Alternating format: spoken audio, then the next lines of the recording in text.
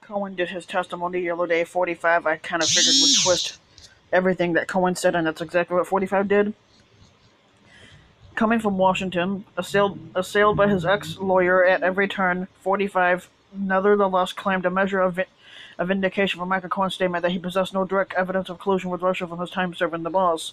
But contrary to 45's words, Cohen did not exonerate him on the matter in his testimony to lawmakers. 45 also put the best face on his summit with North Korean leader Kim Jong-un, claiming he had a really productive time in Vietnam despite the collapse of talks and cancellation of a planned signing agreement. More substantively, he claimed the talks broke down because North Korea insisted on lifting all of sanctions, an assertion contradicted by the State Department as well as by the North Koreans. On other recent rhetoric fronts, the squatter credited his daughter with creating jobs that don't exist, and Democrats persisted on the distorted accusation that the Trump administration confined migrant children in cages.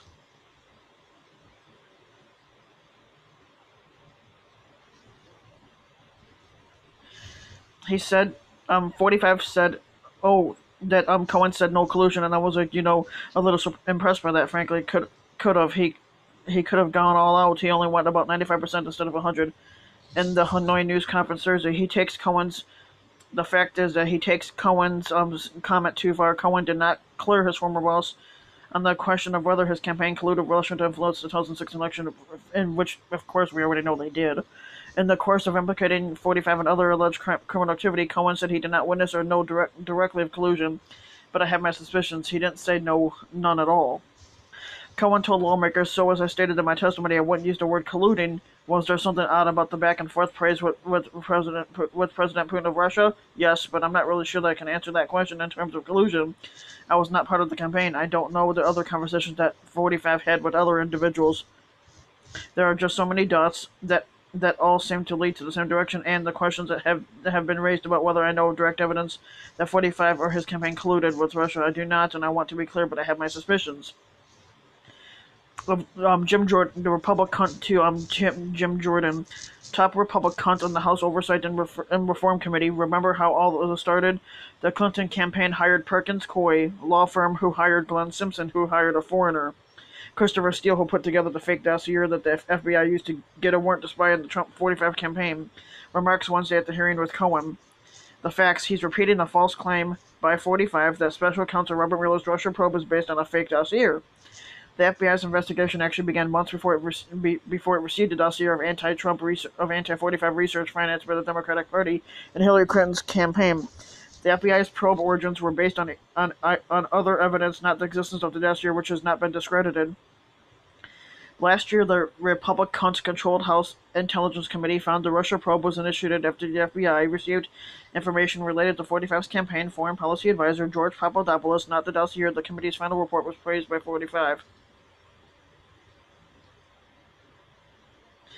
45 on his summit. We had I think, a very productive time on his post-summit Vietnam news conference. The fact is, the talks fell apart. Lunch was canceled, a signing ceremony scrapped, and 45 said another meeting with Kim may not be for a long time before he left to come home to 2 hours early. Moreover, they came home disagreeing about came away disagreeing about what they disagreed about. 45 basically stated that they wanted the sanctions lifted in their entirety, and we couldn't do that. The facts are, a senior State Department official said North Korea demanded Trump's 45 support for the lifting of UN Security Council sanctions imposed since March of 2016, not other sanctions. The official spoke on condition of anonymity because he was not authorized to publicly discuss the private negotiations. Although North Korea wants all sanctions erased, the official said Kim was pressing for relief from ones that impede the civilian economy and was not demanding an end to sanctions on armaments. Although altogether, Kim was seeking substantial relief, insisting bans be lifted on trades in goods and commodities such as meals, raw materials, luxury items, seafood, coal exports, and refinery petroleum imports, and raw petroleum. But he did not insist that sanctions be lifted in their entirety, as 45 inserted. On the migrant children, Democratic chairman of House Oversight and Reform Committee on 45. I want him, when he goes out there and he does things, I want him to talk about children. I want him to think about the children that he separated from their parents. I want him to thank him about the fact that he had children in cages for Wednesdays through the orders. He's echoing the facts is that this guy Elijah Cummings is echoing a Democratic talking point that seizes on a visceral image of kids in cages as evidence of 45's administration cruelty. But the claim lacks context. The cages are actually chain link fences, and the Obama administration used them for migrant children too. Children are held behind the fences inside Border Patrol facilities. Obama's administration detained large numbers of unaccompanied children in such a manner in 2014 during a surge of migrant children at the border. Images that circulated online of children in chain link pens during the height of 45's family separations controversy and blamed on him were actually from 2014 when Obama was in office.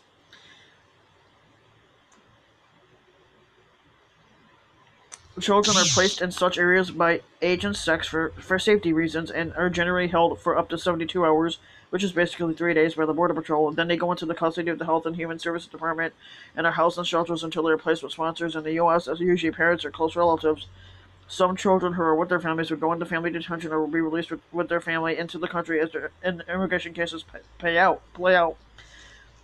Um, the Homeland Security Department's Inspector General visited 5 detention facilities for unaccompanied children on the Texas border with Mexico in late June, during the height of the fear over family separations, and found the facilities appeared to comply with detention standards.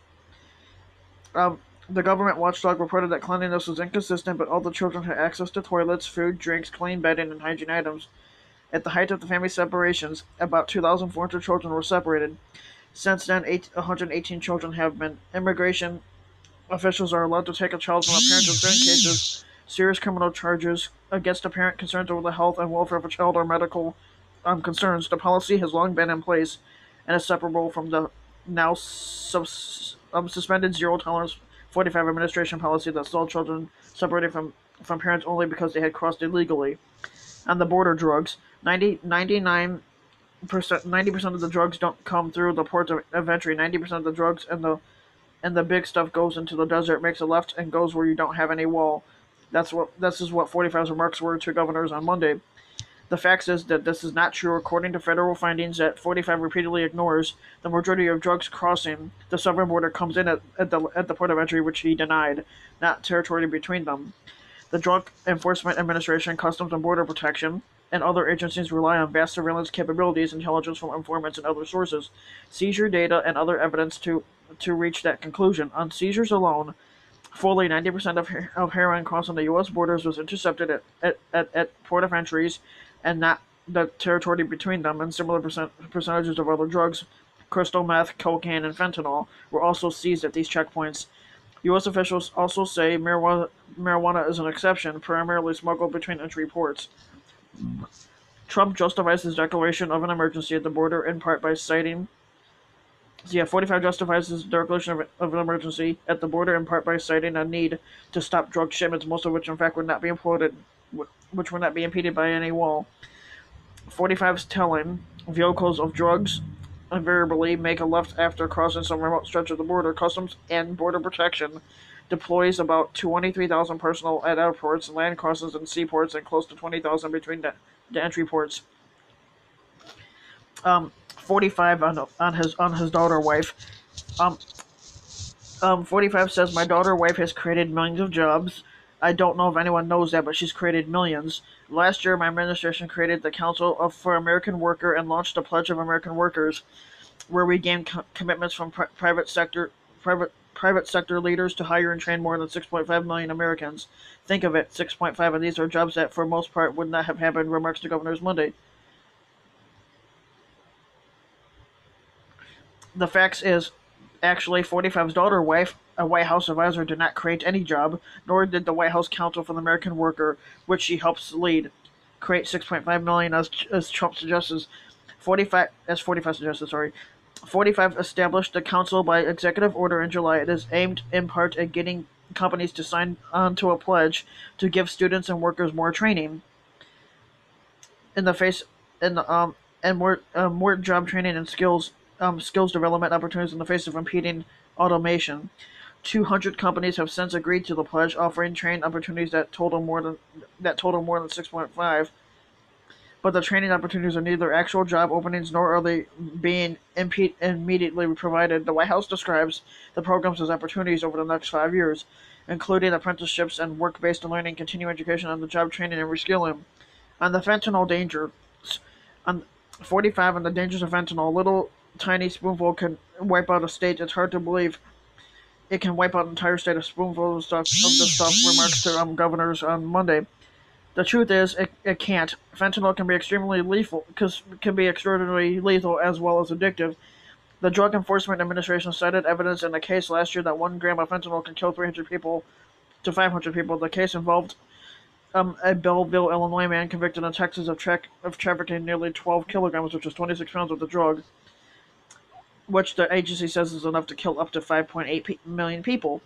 A teaspoon generally holds 4 grams to 6 grams, depending on the dry substance, equating to a theoretical death toll from fentanyl of anywhere between 1,000 to 3,000, far from 45's claim that an amount that small can wipe out an entire state. That's because the state with the smallest population, Wyoming, has about 578. It would take close to 200 teaspoons there to kill a population of that size. 45 on NATO. We've picked up over $100 billion just in NATO over the last 2 years. $100 billion more has come in. The fact is, numbers are off, and the notion that more money has come in is misleading. The NATO Secretary General Jens Stoltenberg said on February 15 that NATO allies in Europe and Canada had spent an additional $41 billion on their own defense since 2016, and that by the end of 2020 that figure would rise to $100 billion.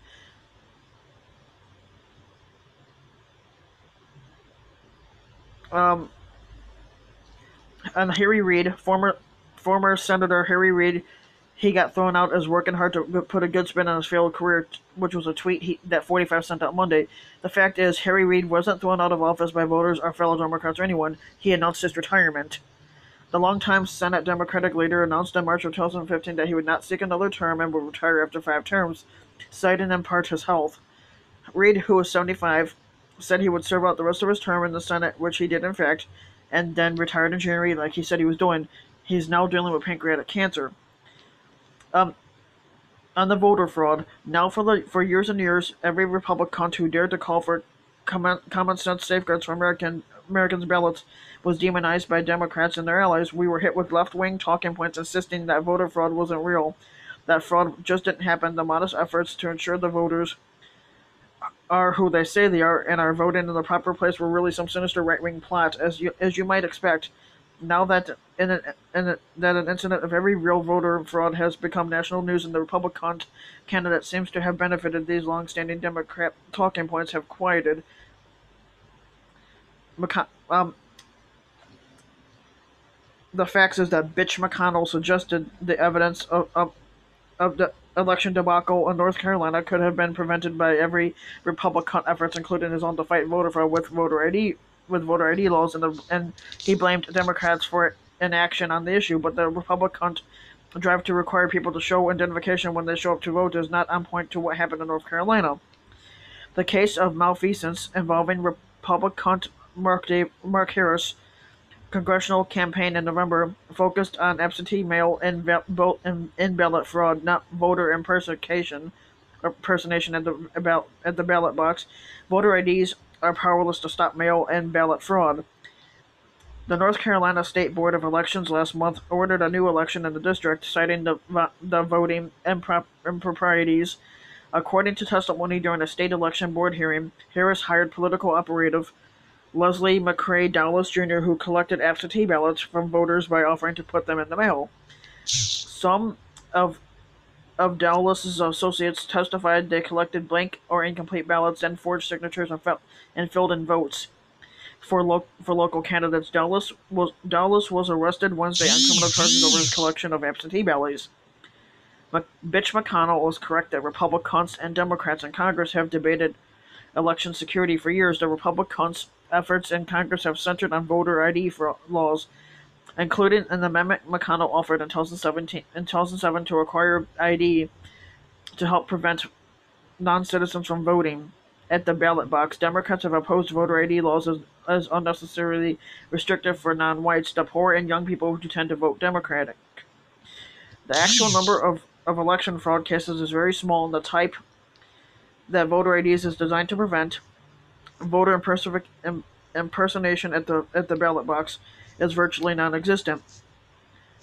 Uh, A 2012 report by News 21, a reporting project affiliated with Arizona State University, found that 2,068 cases of election fraud in the United States have happened since 2000. 10 of those cases involved voter impersonation, or 1 out of every 15 million prospective voters. Mail and absentee fraud was more common with 491 cases. None of those instances affected the outcome of an election.